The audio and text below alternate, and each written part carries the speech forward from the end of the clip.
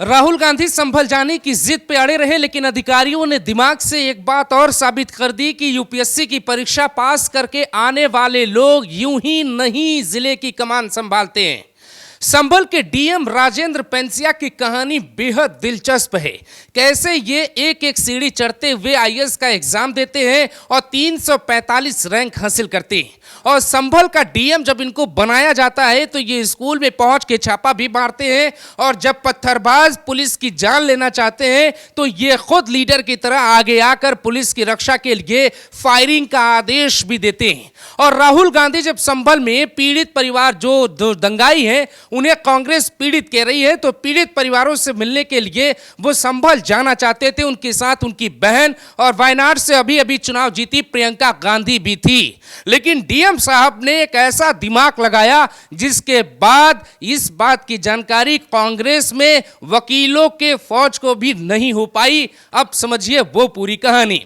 सूचना मिली कि संभल में जाएंगे राहुल गांधी, प्रियंका गांधी, कई बड़े नेता कांग्रेस के साथ में होंगे और कई सौ गाड़ियों का काफिला आपके सामने है। ये राहुल गांधी का काफिला है जो दिल्ली से निकला था, संभल के लिए रवाना हुआ था। उसके एक दिन पहले ही संभल के डीएम राजेंद्र पेंसिया ने अपने सहयोगी अधिकारियों को एक चिट्ठी लिखी। सहयोगी अधिकारियों में अमरोहा के जिलाधिकारी और वहां की कप्तान, इसके अलावा बुलंदशहर के जिलाधिकारी और वहां के पुलिस कप्तान, गाजियाबाद के कमिश्नर को भी चिट्ठी लिखी और नोएडा के भी कमिश्नर को चिट्ठी लिखी, जिसे गौतम बुद्ध नगर कहते हैं। इन तमाम अधिकारियों को चिट्ठी में यह शब्द लिख कर दिया गया कि संभल में राहुल गांधी को आने से साफ तौर पे रोका जाएगा। लॉ एंड ऑर्डर की सिचुएशन खराब हो सकती है। अब राहुल गांधी को इसीलिए गाजियाबाद की सीमा में रोक लिया जाता है। सीमा में घुसने से पहले रोक लिया जाता है। ये उसी वक्त की तस्वीरें हैं जहां पे ये जो दशरथ नाम के जो अधिकारी हैं वो डीसीपी हैं, और डीसीपी रैंक इनके पास क्यों है, जरा इसकी तस्वीर भी आप देखिए। ये राहुल गांधी के पास जाते हैं, कहते हैं आप आगे नहीं जा पाएंगे। वो पूछते हैं कि क्यों नहीं जा पाएंगे, तो अधिकारी समझाते हैं कि संभल के डीएम का निर्देश है कि कोई भी व्यक्ति जो लॉ एंड ऑर्डर खराब हो सकती जिस हालात में, उनको अंदर आने का परमिशन उनको नहीं दिया जाएगा। राहुल गांधी इस बात को कैसे सुनते हैं, जरा आप ये वीडियो देखिए, फिर आपको बताते हैं कि जब डीजीपी प्रशांत कुमार को भी कॉल गया तो राहुल गांधी को योगी के सिंघम अधिकारी ने क्या जवाब दिया, क्यों संभल नहीं जाने दिया। बताइए आपके मूवमेंट के बारे में। जो डीएम संभल है उन्होंने मूवमेंट रिस्ट्रिक्ट का ऑर्डर किया है, तो इसी वजह से हम यहाँ से आपको आगे अलाउ नहीं कर सकते। But as LOP I am allowed to go, it's my right to go there to see what's going on. मेरा अधिकार है ये। But on what basis if they deny the LOP permission to go? With the issue of law and order. But I am going to go with the police quietly and come back.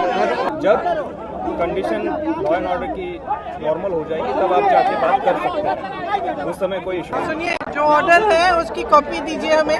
ठीक है, वो मिल जाएगी ma'am. और क्योंकि हम जानना चाहते हैं किस आधार पे आप रोक रहे हैं। इस वीडियो के बाद कांग्रेस के समर्थक नरेंद्र मोदी और योगी आदित्यनाथ के खिलाफ गाजियाबाद में ही नारेबाजी कर रहे थे, लेकिन संभल के डीएम राजेंद्र पेंसिया ने कुछ वैसा काम किया जैसे फैसले मुख्यमंत्री लेते हैं। मुख्यमंत्री भी कई बार आदेश देते हैं कि फला व्यक्ति को या फला नेता को इस सीमा के अंदर नहीं घुसने दिया जाएगा, लॉ एंड ऑर्डर की सिचुएशन खराब हो जाती। लेकिन मुख्यमंत्री की तरफ से और गृह सचिव की तरफ से भी कोई निर्देश जारी नहीं किया गया था। यह पूरी जिम्मेदारी संभल के डीएम ने उठाई और दिमाग से राहुल गांधी को संभल की सीमा में घुसना तो दूर, अमरोहा, मुरादाबाद, गौतम बुद्ध नगर, गाजियाबाद में घुसने ही नहीं दिया गया। इसी बात को लेकर नाराज राहुल गांधी और प्रियंका गांधी गाड़ी में बैठकर एक कॉल करते हैं यूपी के डीजीपी प्रशांत कुमार को। कॉल उठाया जाता है, प्रशांत कुमार कहते हैं लिखित में दीजिए, संभल जाने देंगे। सुनिए जरा वो audio. Are you aware that LOP can go anywhere he wants in this country? Are you aware of that?